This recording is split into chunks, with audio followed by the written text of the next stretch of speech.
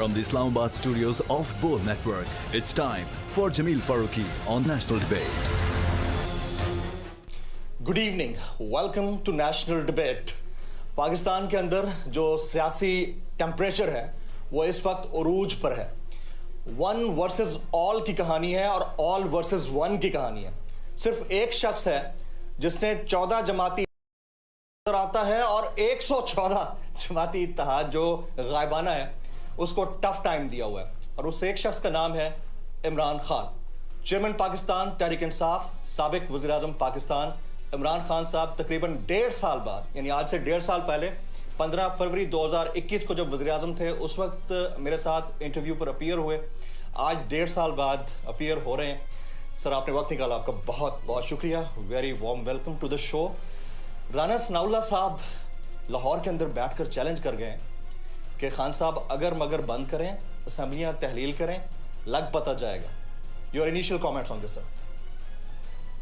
खैर, इस आदमी की तो मैं बातों को कभी सीरियसली लिया नहीं है, क्योंकि एक बदमाश है, एक जुराइम पेशा आदमी है। हमने जो फैसला किया था अपनी असम्बलीज डिज़ोल्व करने का, वो हम करेंगे सर, और वो हम करेंगे।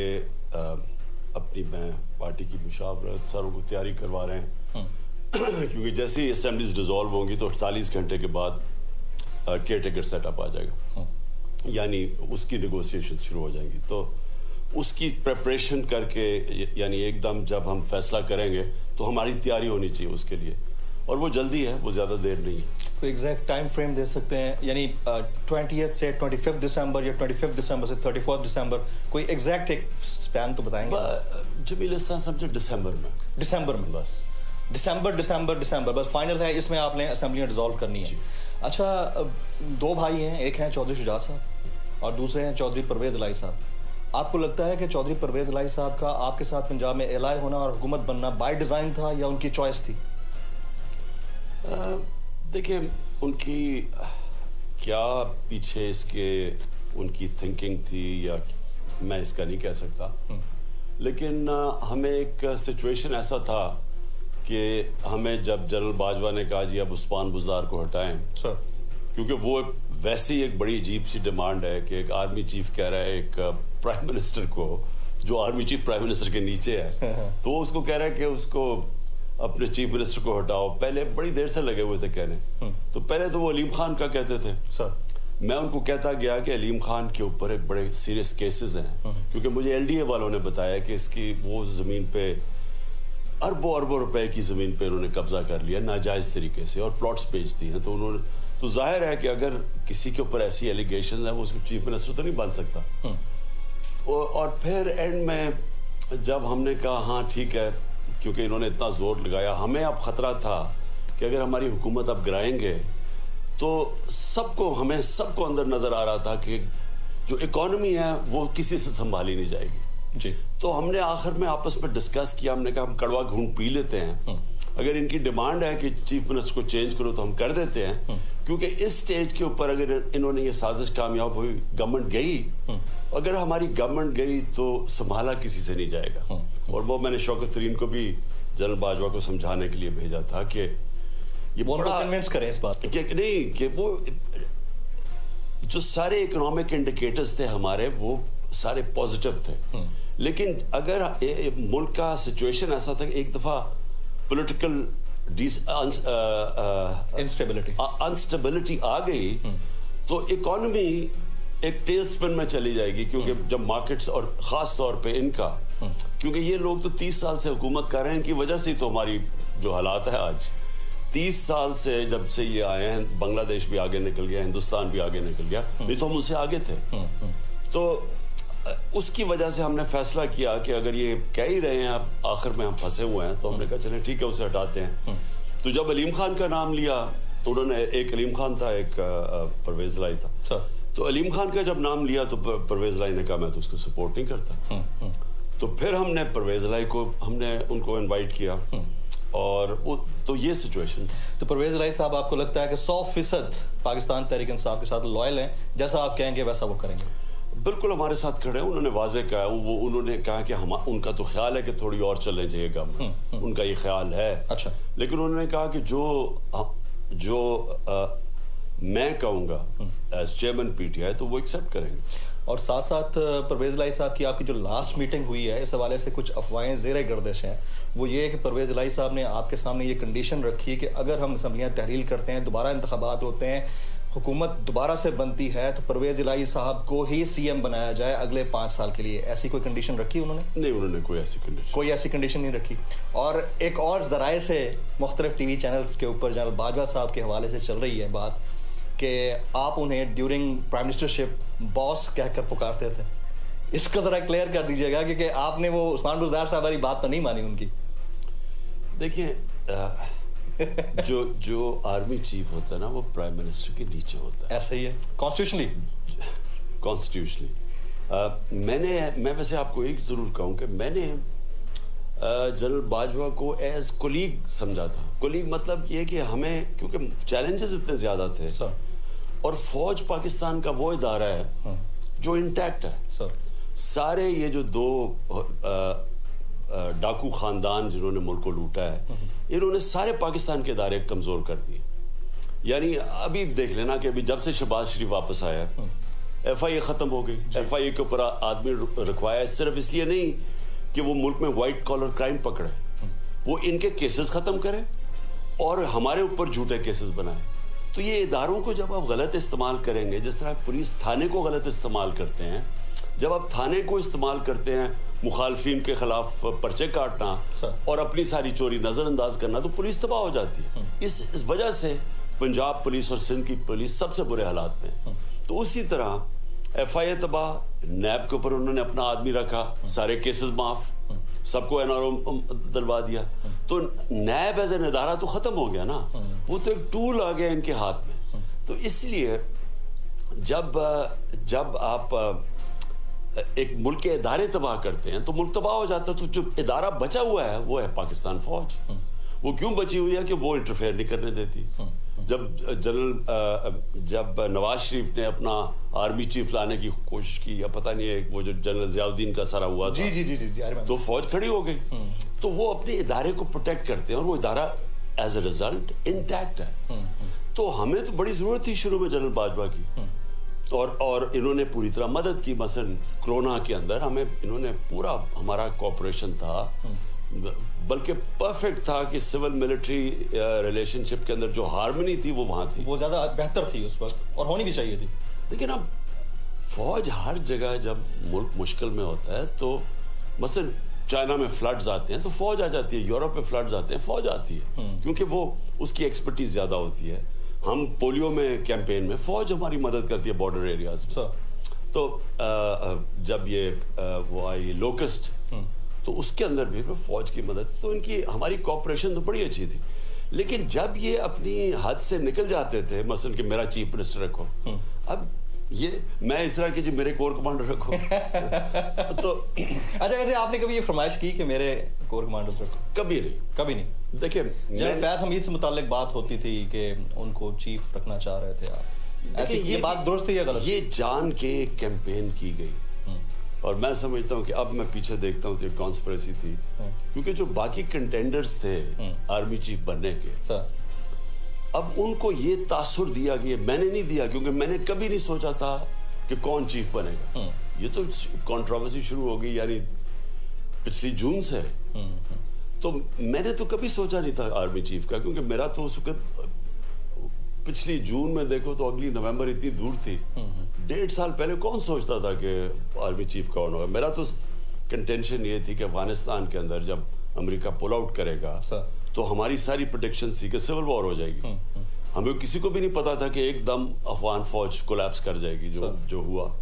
तो हमने कहा अगर सिविल वॉर होती है तो मेरी कोशिश ये थी कि जो हमारा सबसे बेहतरीन एक्सपीरियंस्ड इंटेलिजेंस चीफ है उसको होना चाहिए, क्योंकि उसके सारे ताल्लुकात थे जनरल फैज के सारे अफगानिस्तान में तालिबान से नेगोशिएट अमेरिका के बिहाफ के साथ ये करते थे, और उसके अलावा जो सेंट्रल एशियन रिपब्लिक से इर्द गिर्द थी सबके ताल्लुकात डेवलप हुए थे। तो इसलिए मैं चाह रहा था, और मैंने कभी नहीं कहा कि मेरा आर्मी चीफ होना चाहिए। राइट। जनरल फैज ने रिटायरमेंट ले ली है, हालांकि प्रमोशन या जो अपॉइंटमेंट्स हुई हैं आउट ऑफ टर्न नहीं हुई हैं, ऑन मेरिट एंड सीनियरिटी के बेसिस के ऊपर हुई हैं। आपको उनका फैसला ठीक लगता है? खैर वो तो पर्सनल फैसला है उनका, इसमें मैं क्या कह सकता हूँ, लेकिन दुनिया में कहीं ऐसे नहीं होता। नहीं होता, कभी भी नहीं होता। यानी ये जो सारा ड्रामा कि कौन हो रहा है, वो नवाज शरीफ वहाँ बैठा हुआ है, उधर बैठ के ड्रामे हो रहे हैं, वो उसको कंसल्टेशन हो रही है, और एक मफरूर एक कॉन्वेक्ट फैसले कर रहा है पाकिस्तान का आर्मी चीफ, ऐसा तो कभी नहीं होता। अब आप एक बयानिया बड़ा डेवलप किया आपने रजीम चेंज ऑपरेशन का। रजीम चेंज ऑपरेशन आपको लगता है कि जो आपकी नज़र में इम्पोर्टेड हुकूमत है उनका यहाँ पर पाकिस्तान में पाकिस्तानियों के ऊपर मुसल्लत होना विदाउट इंटरनल फैसिलिटेशन हो सकता था, पॉसिबल था? बिल्कुल नहीं हो सकता। ये तो आप अगर 4 बयान हैं, हमने टीवी अपने प्रोग्राम्स में भी चलाए हुए अपने जलसों में सर, इनके 4 मेन खाकान अब्बासी, एहसन इकबाल, खुरम दस्तगीर और मरियम, ये चारों ये कह रहे हैं कि जनाब कभी भी एक अदम एतमाद कामयाब हो ही नहीं सकती जब मेरे शो पे कह के गए थे, जब तक एस्टेब्लिशमेंट आपकी बैक पे ना हो।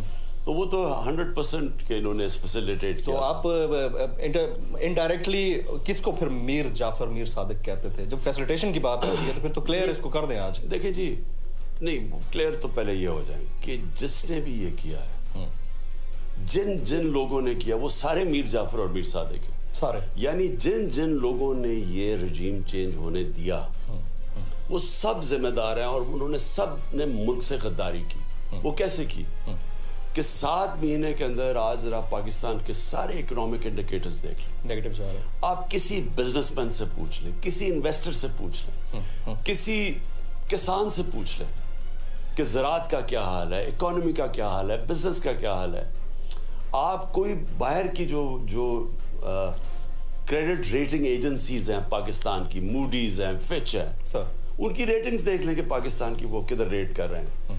तो हर तरह 7 महीने के अंदर यानी दुश्मन भी वो नहीं कर सकता था जो पाकिस्तान से हुआ है। जो पाकिस्तान का इकोनॉमिक कोलैप्स की तरफ जा रहे हैं, जो अब डिफॉल्ट के किनारे पे खड़े हैं, और डिफॉल्ट का मतलब मैं सिर्फ मेरी कौम को समझना चाहिए कि डिफॉल्ट का मतलब सबसे बड़ा मसला होना है कि हमारा रुपया गिर जाएगा, और हमारा रुपया किधर रुकता है कोई नहीं कह सकता, क्योंकि हमारे पास फॉरेन एक्सचेंज रिजर्व्स नहीं है उनको उसको सपोर्ट करने के लिए, और ना ही हमारे पास अब एबिलिटी है बाहर से पैसे लेने की। रेमिटेंसेस बहुत नीचे चली गई हैं।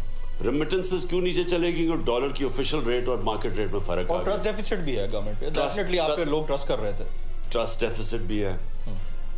दूसरा, जब पाकिस्तान की वो जो CDS कहते हैं कि जो क्रेडिट की रिस्क है जी, वो जब पहुंच जाए कि 100 और 90 और 100 के बीच में, हाँ जी, जबकि हमारे दौर में 5%, ओनली 5%, तो 5% से 100%, इसका मतलब बाहर से कोई क्रेडिट नहीं मिलना लगा। कोई आपको बाहर से पैसा नहीं देने, ना किसी कमर्शियल बैंक ने पैसा देना है, और ना ही किसी ने इन्वेस्ट करना है पाकिस्तान में। कौन इन्वेस्ट करेगा? अपने डॉलर बाहर से ला के चेंज करेगा रुपए में और इन्वेस्ट करेगा, कोई कारखाना लगाएगा। क्यों लगाएगा? जब डॉलर के अंदर ही अगर वो पैसा रखे तो उसमें बड़ा नफा है, क्योंकि रुपया गिरता जा रहा है। तो ये जिसने किया, मैं सवाल मेरा ये है कि जिसने ये किया पाकिस्तान से, जिसने भी एक्सपेरिमेंट किया, जिन्होंने किया, इन्होंने ये सारे मीर जाफर और मीर सादिक। Very right. आपने गुज़िश्ता दिन एक बात कही कि हालिया आर्मी चीफ को गुज़िश्ता आर्मी चीफ की पॉलिसीज़ पर अमल पैरा नहीं रहना चाहिए। ये आपकी ख्वाहिश है या आपका उनको मशवरा है? देखिए, मैं तो एज ए पाकिस्तानी अब बात कर रहा हूँ सर, मैं तो बात ही नहीं कर रहा कि सर चेयरमैन PTI। देखिए, हमारा ये जो हुआ है 7 महीने के अंदर सर, इसके अंदर जो जनरल बाजवा की पॉलिसीज रही वो क्या हुआ?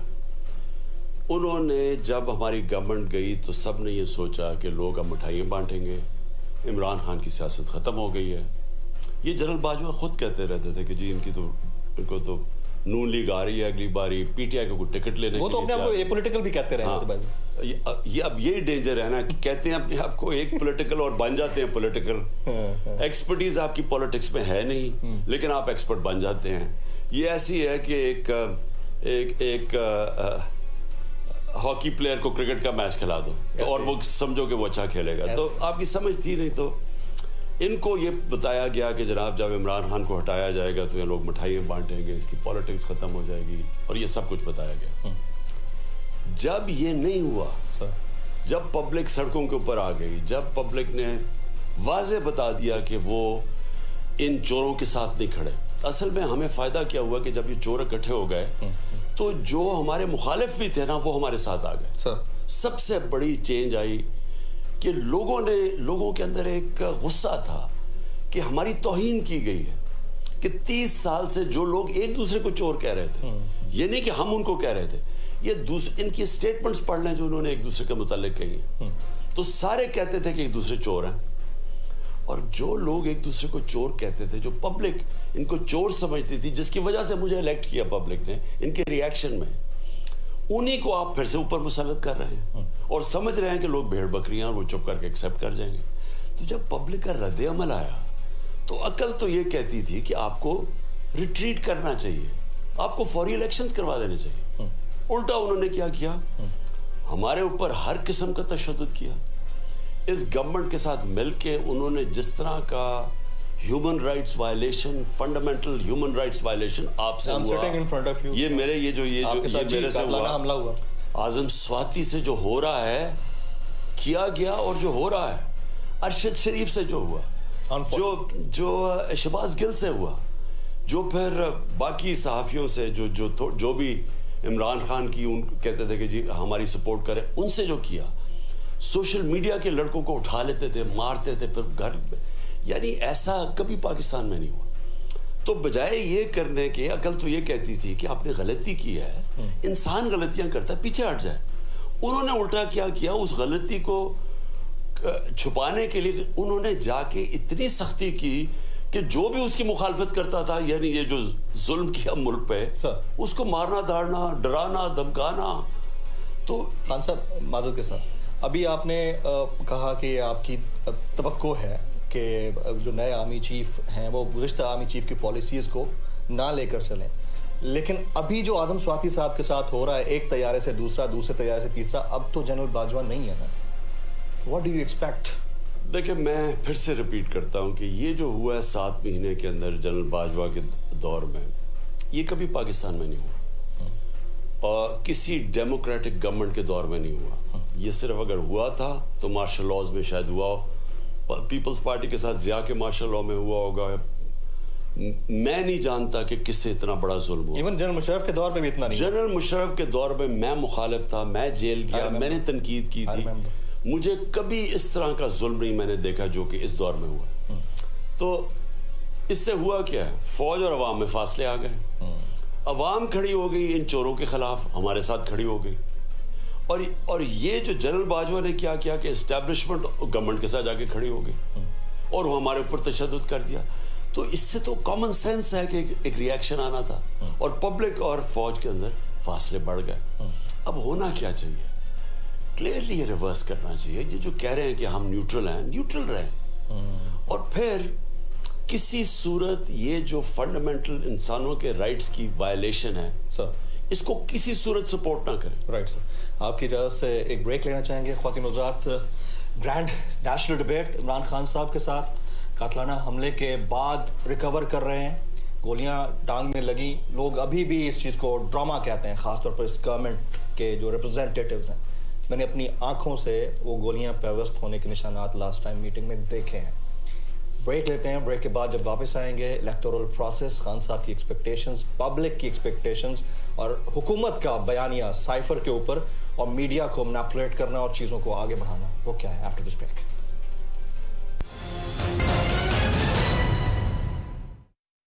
Welcome back.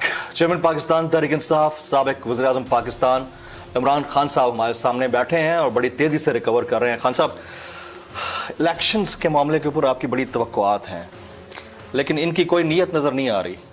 रिप्रेजेंटेटिव इनके वज़ीर दाखिला हैं जो लाहौर के अंदर बैठकर प्रेस कॉन्फ्रेंस करते हैं, वो लाहौर जिसके अंदर यानी पंजाब के अंदर आपके एलाइज की हुकूमत है, उधर शहबाज गिल के खिलाफ मुकदमा दर्ज हो जाता है इसी दौरान।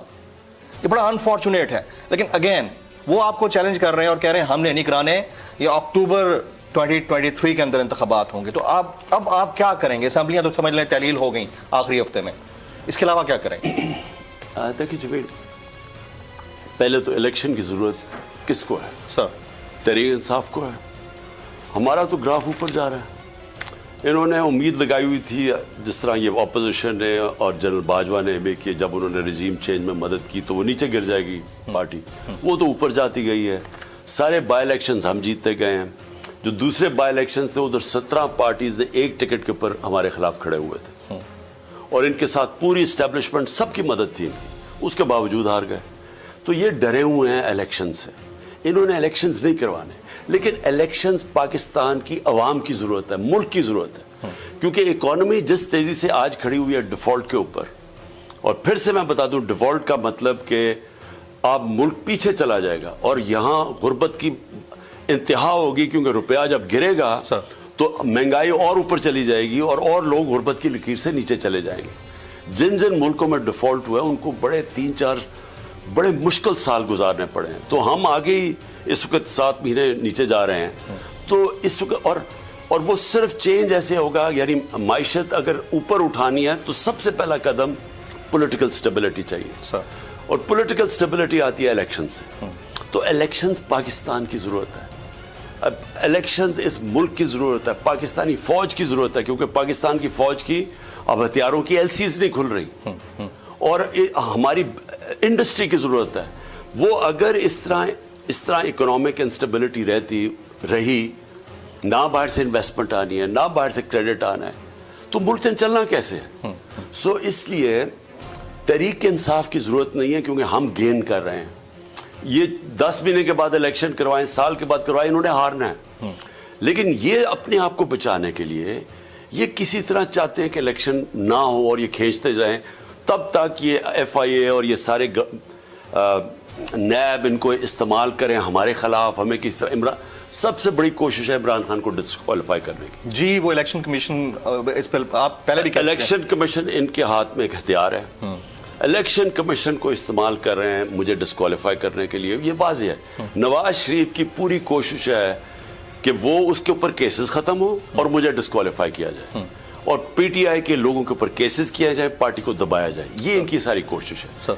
इनको मुल्क की कोई फिक्र नहीं है, इनको ना मुल्क की फिक्र है, क्योंकि अगर रुपया गिरता है, मुल्क नीचे जाता है, इनके डॉलर्स, अरबों डॉलर्स बाहर पड़े हुए हैं। इनको फायदा ही फायदा है। पाकिस्तान नीचे जाता है, अगर डॉलर ऊपर जाता है तो इनके पैसे डॉलर्स में पड़े हुए हैं, पैसा तो बढ़ रहा है ना, तो इनको तो फायदा है। तो इनको कोई फिक्र नहीं है कि मुल्क क्या हो रहा है। ये सारे बाहर बैठ जाते हैं, थोड़े से मसले आते हैं, बाहर भाग जाते हैं, वहां से NRO लेके वापस आ जाते हैं। NRO 1 दिया जनरल मुशर्रफ ने, NRO 2 दिया नंबर 2 जनरल बाजवा ने।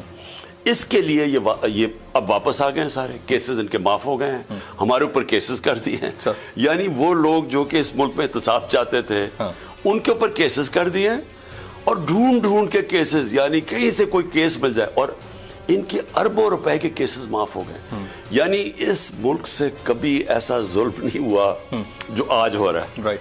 और इसलिए मैं कहता हूं कि हमारी ये पॉलिटिक्स नहीं है, ये तो जहाद है हकीकी आज़ादी। खान साहब, मुझे 15 फरवरी 2021 का आपके साथ प्राइम मिनिस्टर हाउस में किया हुआ वो इंटरव्यू याद आता है, जिसमें आपने उस वक्त एक बात कही थी कि मैं क्योंकि इस वक्त वज़ीर आज़म ऑफिस में हूँ, प्राइम मिनिस्टर हूँ, इसलिए बात मैं नहीं कर सकता, हमारे डिप्लोमेटिक रिलेशंस ऐसे हैं। आपने कहा था कि मुझे 2 ममालिक से फंडिंग की ऑफ़र हुई थी। आज आप प्राइम मिनिस्टर नहीं हैं, साबिक वज़ीर आज़म हैं, ये अमानत है आपके पास। आप बताएं आपको कहाँ से ऑफ़र हुई थी? जी, मैं इसलिए बता नहीं सकता क्योंकि वो मुल्क एम्बैरस होंगे, लेकिन उन दोनों ने मुझे ऑफ़र किया था इलेक्शंस के अंदर, इलेक्शन से पहले, कि हम 2018 में, और वो इन पार्टीज को फंड करते रहे हैं। बाकी पार्टीज को मैं आपको उसने मुझे खुद बताया कि पहले हम इस पार्टी को फंड करते थे, हमने अब ये 2013 इलेक्शन से पहले की पार्टीज को नहीं, मैं इसलिए आपको नहीं बताऊंगा कि वो मुल्क एम्बैरस होते हैं। अच्छा, उन्होंने कहा कि पार्टीज का नाम तो ले सकते हैं। पहले नहीं, हम इस पार्टी को फंड करते थे, अब हमने फैसला किया आपको फंड करने का। आपने उसको स्ट्रेट अवे डिनाई कर दिया? बिल्कुल डिनाई किया, क्योंकि वो इलीगल था। राइट। साइफर के मामले के ऊपर आप लोग समझते हैं आप पीछे हटे, इज दैट राइटली सो? ये दूसरी जमातों के लोग समझते हैं खान साहब। जमील देखें, साइफर के ऊपर किसी को कोई शक है? किसी को शक तो नहीं होना चाहिए। हम आई विटनेस हैं उसके। नहीं, साइफर अगर किसी को शक हो तो वो कैबिनेट की मिनट्स पड़े हुए हैं जिसके अंदर साइफर रखा गया, नेशनल सिक्योरिटी काउंसिल के सामने रखी गई, उसके मिनट्स अवेलेबल है। डिमार्च किया गया अमेरिका को उनके ऊपर कि इन्होंने मुदाखलत की है। फिर शहबाज शरीफ ने अपनी नेशनल सिक्योरिटी काउंसिल बनाई, एम्बेसडर असद मजीद को उधर बुलाया जी। उन्होंने फिर कंफर्म किया कि ये जो साइफर में ये ठीक है। तो साइफर के ऊपर तो किसी को कोई शक नहीं होना चाहिए कि साइफर में वाज़े लिखा हुआ है कि डोनाल्ड लू कह रहा है उसको, और मिनट दोनों तरफ मिनट्स लिए जा रहे हैं। जी जी जी। उसमें कहा जा रहा है कि इमरान खान को हटाओ और फिर हम नहीं तो तुम्हारे लिए मुश्किलें हैं, और अगर तुमने हटा दिया तो माफ कर दिया जाएगा। ये साइफर के अंदर वाज़े लिखा हुआ है, और भी लिखा हुआ है, रूस की ट्रिप का भी लिखा हुआ है सर। अब तो वो तो उसके ऊपर तो कोई शक नहीं है, वो तो आज चीफ जस्टिस के पास पड़ा हुआ है साइफर, वो स्पीकर असेंबली के पास पड़ा हुआ है। सो प्रेसिडेंट के पास है, प्रेसिडेंट ने भेजा चीफ जस्टिस के पास। अच्छा, अब क्वेश्चन ये है कि वो कह रहे पीछे कैसे हटे। मैंने सिर्फ एक बात कही अमेरिका के ऊपर कि देखें ये मेरी जात की बात नहीं है, क्योंकि उन्होंने मुझे हटाया तो मैं कहूँ जी अमेरिका से हमने कुटी कर ली, हम कभी दोस्ती नहीं करेंगे, क्योंकि ये इमरान खान की जात की बात नहीं है, पाकिस्तान की बात। मैंने ये कहा कि हाँ हम उसके बावजूद कि उन्होंने हमारी गवर्नमेंट में मुदाखलत करके और ये जो साजिश किसने कितनी की वो तो जब इंक्वायरी हो पता चलेगा, लेकिन साइफर तो वाज़ेह है। तो मैंने ये कहा कि हमें उनसे अच्छे ताल्लुकात रखने चाहिए, क्योंकि ये पाकिस्तानी कौम की ज़रूरत है। हमारी सबसे ज़्यादा एक्सपोर्ट्स अमेरिका को हैं सर, और हमारे जो सबसे ताकतवर पाकिस्तानी एक्सपेट्रिएट कम्युनिटी जो पाकिस्तानी अमेरिकन कम्युनिटी है, ऐसे ही। तो हमें तो उनसे ताल्लुकात हमेशा अच्छे रखने चाहिए। मुझे जितना मेरी ज़ाती तौर पे गुस्सा हो, मुल्क के मफादात ये कहते हैं कि हमें ताल्लुकात अच्छे रखने चाहिए। Very right. गुलामी नहीं करनी चाहिए, दोस्ती करनी चाहिए। आज भी आप एब्सोल्युटली नॉट वाली बात पर कायम है। वो तो बिल्कुल, हमें देखें, हमें कभी किसी की, मैं वाजे कर दूं, हमें किसी की जंग में कभी शामिल नहीं होना चाहिए। हमने अफगान जहाद में शामिल हुए, बहुत बड़ी कीमत अदा की। हमने उसके बाद अमेरिका की वॉर ऑन टेरर में जितनी बड़ी कीमत हमने उसकी अदा की, यानी कोई अमेरिका का एलाय यानी जिन्होंने वॉर ऑन टेरर में शिरकत की, किसी की कुछ भी कंट्रीब्यूशन नहीं थी जो हमारी हुई है, लेकिन हमें बुरा भला भी कहा गया, हमें तो हमें किसी जंग में शामिल नहीं होना चाहिए, दोस्ती में होना चाहिए। हमने इनकी पूरी मदद की, तालिबान से जो टॉक्स हो रही थी अमेरिकन और तालिबान की, मेरी गवर्नमेंट ने पूरी मदद की, फैसिलिटेट किया। मैंने खुद तालिबान को जब डेलीगेशन को बुलाया और हमने कोशिश की कि इनकी और गनी गवर्नमेंट के बीच में कोई समझौता हो जाए। हमने अपनी पूरी कोशिश की अमन में, लेकिन जंग में अगर आप बेसिस देंगे तो बिल्कुल नहीं। राइट। 9 और 10 अप्रैल की दरमियानी रात मैं भी उधर ही था, प्राइम मिनिस्टर ऑफिस में, और आप हम सब से मिले उस वक्त। लेकिन रात के तकरीबन कोई 3 बजे या 4 बजे के करीब एक बरतानवी नशरियाती इदारे के ऊपर ख़बर छपती है कि कुछ हेलीकॉप्टर उतरे थे, और हेलीकॉप्टर में से उतर के कुछ लोग आए, और उसके बाद आपके चेहरे के ऊपर कुछ निशानात पाए गए। ये उन्होंने ख़बर छापी। सबसे पहले तो मैं, क्योंकि मैं वहाँ था, मैंने तो इसको डिनाई किया, बाहर और लोग थे उन्होंने भी डिनाई किया। आप as the former prime minister of this country सबसे पहले तो उसके ऊपर क्लियर कर दें लोगों को कि अभी तक ये चीज़ क्लियर नहीं हुई। दूसरा, कौन था जिसने ये खबर छुपाई होगी? मैं नहीं जानता किसने ये खबर छुपाई है, लेकिन मैं आपको वाजे कर दूं कि अगर कोई ये करता मेरे से, तो ये आप ये ना समझे कि मैं चुप करके बैठ जाता और किसी को पता ना चलता। ये इसके एथलीट है आप, ज़ाहिर है जवाब। इसकी सारी दुनिया में असरात जाने थे, और ये यानी प्रोपेगेशन थी। मुझे तो ये भी नहीं पता था कि बाहर गाड़ियां खड़ी हुई हैं, वो कोई वो जो जेल में डालने वाली गाड़ी, हेलीकॉप्टर आया था, और हेलीकॉप्टर आया था? कोई हेलीकॉप्टर नहीं आया था। मुझे तो ये बाद में पता चला कि वहाँ कोई गाड़ियां खड़ी थी, प्रिजन वैन्स खड़ी हुई थी, मुझे तो कोई आइडिया नहीं था। राइट। अभी आपके जो एलाइज हैं वो अपनी जगह पर मौजूद हैं, लेकिन आपकी अपनी सफ़ों के अंदर कुछ ऐसे हुए हैं, सरफराज तो धोखा नहीं देता, वो सरफराज धोखा दे चुके हैं। मैं फैसल लॉर्डर साहब की बात कर रहा हूँ।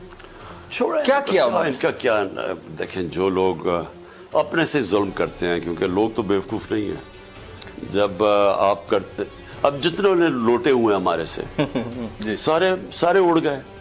सारों की आप देख लें कि जिन्होंने हमारे से गद्दारी की, अवाम ने उनको सजा दी इलेक्शंस में, तो अपना नुकसान करते हैं जो भी छोड़ते हैं। आपको इससे कोई फ़र्क नहीं पड़ता? कोई फ़र्क नहीं पड़ता। देखिए, फ़र्क इसलिए नहीं पड़ता कि आज सबसे बड़ा वोट बैंक माशाल्लाह पाकिस्तान में तहरीक इंसाफ का है। There's no doubt। तो जब आपके पास वोट बैंक हो तो आपके लिए इररेलेवेंट होता है कि कौन आपका आता है या इलेक्टेबल आता है या जाता है, आपको कोई फर्क नहीं पड़ता उसके बाद। नहीं, आपको इलेक्शन कमीशन के ऊपर तो एतमाद नहीं है, इसके बावजूद आप लोग जीत रहे हैं बाय पोल्स के अंदर, बाकी जगहों के ऊपर, बल्दियाती इंतखाबात में। लेकिन अगर यही इलेक्शन कमीशन रहता है और जिस तरह राना सनाउल्लाह कल चैलेंज कर गए हैं कि इधर अगर हमने इंतखाबात करवाए पंजाब के अंदर तो हम ये वाली हुकूमत भी आपकी ले जाएंगे, तो आपको नहीं लगता कि इसके पीछे कोई डिज़ाइन हो सकता है? इसको कैसे काउंटर करेंगे आप? देखिए, हम ना भी चेंज करें, हम गवर्नमेंट पे बैठे रहें, हम अपने 6-7 जितने भी टाइम है पूरा कर लें, हमें तो कोई फर्क नहीं पड़ रहा। आप जरा सारे ओपिनियन पोल्स उठा के देख लें, सर्वेज उठा लें, तो पीटीआई का तो ग्राफ ऊपर ही जा रहा है और ये नीचे जाते जा रहे हैं, इनका गिरता जा रहा है। तो हमें तो, मैं फिर से रिपीट करता हूं कि पाकिस्तान, मुझे खतरा ये अब है कि ये चोर सिर्फ अपनी चोरी बचाने के लिए, अपने केसेस खत्म करने के लिए, अब नवाज शरीफ की इंतजार है कि अपने सारे केसेस खत्म हो, फिर वो जनाब बड़ा रॉयल वहां से आएगा जी, नेल्सन मंडेला वापस आ गया पाकिस्तान। वो कल कह गए ना कि नवाज शरीफ साहब वापस आ रहे हैं। मैं वही कह रहा हूँ ना, वो कभी भी नहीं आएगा जब तक केसेस खत्म नहीं होंगे, और केसेस अब सारे इनके खत्म हो रहे हैं। अगर वो पंजाब में एंट्री मारते हैं, सर कथा कलामी, अगर पंजाब में एंट्री मारते हैं वो, लेट्स सपोज परवेज इलाही साहब की और इनकी जो इंतजामिया है उनको गिरफ्तार करेगी? बिल्कुल करेगी, क्यों नहीं करेगी। देखिए, हम हर चीज के लिए तैयार बैठे, यानी हमने, अगर इन्होंने जो 7 महीने हमारे ऊपर जुल्म किया है, झूठे, मेरे पता नहीं कितने, मुझे तो याद भी नहीं, 30 FIR कट गई होंगी, मैं कितनी दफा अदालतों में गया हूं जमानतें करवाने के लिए, मुझे तो आइडिया भी नहीं है, कितना मैं भूल गया हूं। इससे ज्यादा क्या करेंगे, यही कर लेंगे ना। उसके बावजूद 75% इलेक्शन जीती है पीटीआई। जी जी जी, तो क्या कर लेंगे आगे? और अच्छा, अब इनके पास चीज क्या है लोगों को देने के लिए? ये जो मुल्क से कर गए हैं, जो मुल्क के आज हालात हैं, या तो ये, अच्छा, इनका एक तरीका था हमें खत्म करने का कि बड़े अच्छे हालात हो जाते हैं मुल्क के, वो जो जिस तरह वो एक और तरीका जिस तरह आपको याद होगा कि किसी ने कहा था कि स्टॉक एक्सचेंज भी ऊपर चली गई और डॉलर भी नीचे आ गया, रुपया भी, वो आपने सुने होंगे लफ्ज। तो वो उम्मीदें तो आप लोग आ सकते थे। मुझे वैसे ये है कि जनरल बाजवा वाकई समझते थे कि शहबाज शरीफ को जीनियस है। मैं समझता हूँ, एक तो उनके लिए करप्शन कोई बड़ी चीज, फिर उनको रियलाइजेशन हुई, आपको लगता है? 2 चीजें ना, 2 असम्पशंस थी बहुत बड़ी। एक तो करप्शन उनके लिए कोई बड़ी चीज नहीं थी, बाजवा साहब के लिए ये वाजे हो गया ना, क्योंकि उन्होंने, नैब उनके नीचे थी, आपको काम नहीं करने दे रहे थे, नैब के उनके नीचे थी, और नैब ने हमारे दौर में, हम कोशिश करते रहे, जोर लगाते गए, लेकिन वो किसी वो क्योंकि इनके कंट्रोल में थी, ये फैसला करते थे किसने अंदर जाना है, किसने बाहर निकलना है, हमारे तो हाथ में ही नहीं था। तो इनको जो केसेस में रिलीफ मिला है जनरल बाजवा की कंसेंट से मिला है, आप ये कहना चाह रहे हैं? पावर किसके पास थी? जिनके पास पावर थी उन्होंने रिलीफ दिलाना था ना, हमारे पास तो पावर थी नहीं। आई मीन, हमारे पास तो ना नैब नीचे थी हमारे, बल्कि उनका हर जगह इन्फ्लुएंस था। लेकिन नंबर 1 असम्पशन ये थी कि मैंने रियलाइज किया, वो करप्शन को बुरा नहीं समझते थे। हमें कहते थे एक सादियात के ऊपर जोर लगाएं और इसको छोड़ दें, ये एहतसाब का, हमें बार बार ये कहते थे। तो क्योंकि वो इसको बुरा नहीं समझते थे। मैं ये समझता हूँ, मैंने तो 26 साल पहले सारा अपना सफर शुरू किया था कि जब तक आप ताकतवर की करप्शन नहीं पकड़ेंगे, जो माशरा नहीं पकड़ता, वो तबाह हो जाता। और ये तो हदीस भी है हमारे नबी सल्लल्लाहु अलैहि वसल्लम की। और दूसरी चीज़ ये भी है कि आज चाइना जैसा मुल्क जो सबसे तेज़ी से तरक्की कर रहा है, उसने कुछ 450 वजीर पकड़ के जेलों में डाले हैं करप्शन पे। ऐसा ही है। तो वो अगर तरक्की कर रहा है, वो क्यों वजीर? क्योंकि करप्शन, आपके हाई लेवल की करप्शन मुल्क को तबाह कर देती है। सारी डेवलपिंग वर्ल्ड तबाह हुई है उससे। लेकिन जनरल बाजवा नहीं समझते थे। और दूसरी चीज़, वो ये मेरे ख्याल में वो ये समझते थे कि शहबाज शरीफ कोई बहुत बड़ा जीनियस है। वो वाकई समझते थे कि पंजाब स्पीड है। वो वाकई, वो जो सारी डेवलपमेंट इश्तिहारों में होती थी, इनकी तो सारी तरक्की इश्तिहारों में होती थी ना, तो वो वाकई समझते ये तरक्की कर गए। तो वो एक्चुअली, वो भी शौक सबका पूरा हो गया कि अब पता चल गया कि पंजाब स्पीड क्या है। और जब आपको परफॉर्म करना पड़े, एक परफॉर्मिंग इकोनॉमी तबाह करके गए। ये याद रखें कि 6% ग्रोथ रेट और 5.7% तीसरे साल में, 6% चौथे साल में, ये स्वाय 3 मिलिट्री डिक्टेटर्स के दौर में कभी इतनी इस रेट पे नहीं हुआ। और वो अयूब खान, जिया और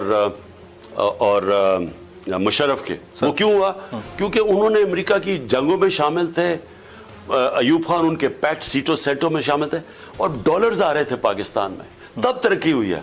हम वाहिद डेमोक्रेटिक गवर्नमेंट है जो डॉलर्स आने डिस्पाइट के नहीं आए डॉलर्स, उसके बावजूद हम इस रेट पे गए थे। तो इन्होंने उस वक्त हमारी गवर्नमेंट गिरा के इन लोगों को ले आए हैं जिन्होंने आज just because they are good political managers, I mean Daily Mail को उधर जाके इन्होंने आउट ऑफ कोर्ट सेटलमेंट कर ली है, जो इस वक्त तजिया निगार कह रहे हैं। तो कहीं और भी सेटलमेंट की होगी अपने आने के लिए इन्होंने। पहले डेली मेल उसको भी क्लियर कर देना, क्योंकि आप दो लफ्ज बड़े क्विकली कहते हैं और बार बार कहते हैं, मीर जाफर, मीर सादिक गद्दार, तो इसके ऊपर फिर जरा कुछ क्लियर कर दें। जिन्होंने इन सेटअप को लेके आए हैं उनसे बड़े मीर जाफर और मीर सादिक इस मुल्क की तारीख में नहीं आए। जिन्होंने आप ये बादशाह साहब को कह रहे हैं, जो भी इसमें शामिल है। अच्छा, मैं आपको इनकी बात बताऊं सर। डेली मेल, देखिए मैं इंग्लैंड के अंदर एक लाइबल केस लड़ा हूं जो बड़ा हाई प्रोफाइल था। 3 हफ्ते इंग्लैंड में फ्रंट पेज और हेडलाइन न्यूज था, मेरा और इयन बोथम का केस हुआ था ये लाइबल का। तो मुझे तो पता है वहां क्या होता है। उन्होंने मेरे ऊपर केस किया और केस मैं जीत गया। जब मैं केस जीता तो उनको सारे मेरे कॉस्ट देने पड़े, और कॉस्ट थे लाखों पाउंड के सर, यानी 15-20 हजार नहीं, 2 लाख पाउंड के कॉस्ट थे। बहुत बड़ा फिगर, वो कॉस्ट देने पड़े मेरे। तो अब इन्होंने केस कर दिया डेली मेल पे। इन्होंने कहा, और फिर कहा हम जीत गए। अगर ये जीत जाते तो डेली मेल को इनके कॉस्ट देने पड़ने थे, उन्होंने कोई कॉस्ट नहीं दिया। हाँ जी, ऐसा कुछ नहीं है। डेली मेल अगर ये जीत जाते डैमेजेस देने पड़े थे, उन्होंने कोई डैमेजेस नहीं दिए। इसका मतलब सेटलमेंट इन्होंने आउट ऑफ कोर्ट सेटलमेंट की उनसे सर, क्योंकि अगर वो कोर्ट अदालत में जाते कि इन्होंने क्यों सेटलमेंट किया, इन्होंने सेटलमेंट इसलिए की कि डेली मेल ने एक तो वो बताया ना कि कोई फंडिंग, अच्छा वो फंडिंग से क्यों उन्होंने उसके ऊपर अपोलोजाइज किया, क्योंकि उनको एनआरओ मिल चुका था। जी जी जी। जब अदालत से एनआरओ मिल गया, वो जो डिफेड का उनकी एक फंडिंग का केस था, तो इसलिए उन्होंने विड्रॉ किया। लेकिन उन्होंने जो बाकी चार्जेस चोरी के इनके ऊपर करप्शन पे लगाए हुए थे उस पर वो खड़े रहे। और इन्होंने क्यों आउट ऑफ कोर्ट सेटलमेंट की? आउट ऑफ कोर्ट का मतलब कि अदालत में नहीं गए हैं, जी बार बार कर ली अंडर द टेबल, क्योंकि अदालत में जाते तो वो सारी चीजें सामने आ जाती। बिल्कुल ठीक। तो इन्होंने उससे बचने के लिए इनसे आउट ऑफ कोर्ट सेटलमेंट कर लिया। Very right. तो इसको इन्होंने कहा कि हम, क्योंकि इनकी जो चैलेंज बैठी हुई, हम असल में यहाँ ट्रेजेडी क्या है, हमारी ट्रेजेडी है कि यहाँ पेड चैनल्स बैठी हुई हैं और ये मुल्क को इतना नुकसान पहुंचा रही है, क्योंकि ये सारी चैनल्स खड़ी हो गई चोरों के साथ। ये जो इनके साथ इस वक्त खड़ी है, इनके हर काम, इनका जो चोरी का काम है उसको लेजिटिमाइज करती हैं हर चीज के ऊपर, यानी मुल्क के इंटरेस्ट के अगेंस्ट जाके इन चोरों की मदद कर रही है। उन्होंने उठाया कि शहबाज शरीफ जीत गया, सादिक और अमीन हो गया। सर एक लास्ट क्वेश्चन, जिस तरह आपने चैनल्स की बात की है, गुज़िश्ता 6 साल में कुल 4 दफ़ा पेशियाँ हुई शुएब शेख साहब की, और 2 महीने में सिर्फ हकीकी बात करने के ऊपर, हकीकी सहाफत करने के ऊपर और राइट को दिखाने के ऊपर 2 महीने में 8 मुकदमे उनके खोल दिए गए हैं।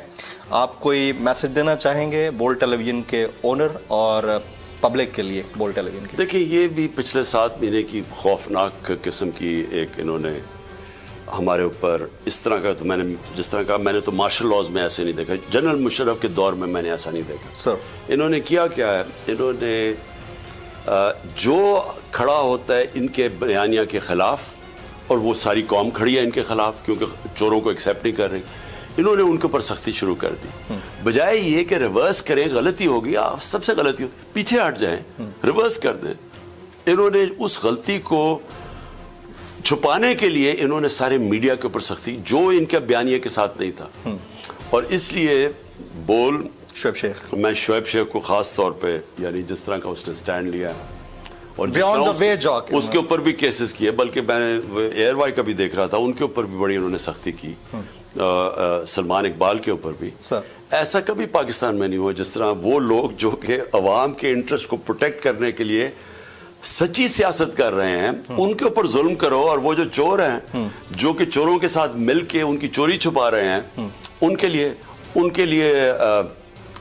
लिए बल्कि एडवर्ट्स भी उनके लिए उनको अवार्ड किया जाए, ऐसा कभी नहीं हुआ पाकिस्तान में। एक लास्ट कमेंट, हाँ या ना में आप वज़ीर आज़म बन जाते हैं दोबारा से, उन सब के ऊपर तरस खाएंगे जो तरस खाने के बाद, तरस लिए जाने के बाद लंदन चले जाते हैं, और जब आप इस तरह की हालत में होते हो वापस आने की बात कर देते हैं?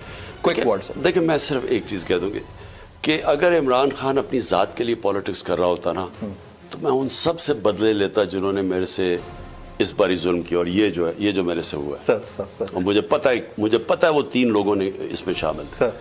और फिर जिस तरह अमेरिका को मैंने आपको शुरू में कहा सर, लेकिन ये इमरान खान के लिए नहीं, ये मुल्क के लिए मैं वो चीज़ करूँगा जो कि कानून के अंदर है। और सबसे इम्पोर्टेंट चीज़ है कानून की हुक्मरानी, रूल ऑफ लॉ कायम करना पाकिस्तान में। जब आपके इदारे मजबूत हो जाते हैं, जब रूल ऑफ लॉ आ जाता है, तो वो फिर आपकी ज़ात से बात निकल जाती है, वो मुल्क में इंसाफ आ जाता है, और वही इंसाफ इस मुल्क को, जो भी इस मुल्क को इस दलदल से निकालेगा ना, वो है रूल ऑफ लॉ। जब हम इंसाफ कायम कर देंगे, ताकतवर को कानून के नीचे ले आएंगे, तब ये मुल्क उठेगा। नहीं तो अब कोई जो मर्जी आप कर लें, भीख मांगे, जो मर्जी करें, पाकिस्तान को जिधर ये पहुंचा दिया इन्होंने 7 महीने में, और खुदा ना खास्ता आगे मुझे और खौफ नजर आ रहा है, इससे कोई नहीं निकाल सकता। Absolutely right. इमरान खान साहब, चेयरमैन पाकिस्तान तहरीक इंसाफ, साबिक वज़ीर-ए-आज़म पाकिस्तान, हम आपको इतना कहेंगे कि गेट वेल सून सर, और यूथ ऑफ पाकिस्तान आपसे बड़ी तवक्कुआत रखती है। प्रोग्राम नेशनल डिबेट से जमील फारूकी को इजाज़त दीजिएगा।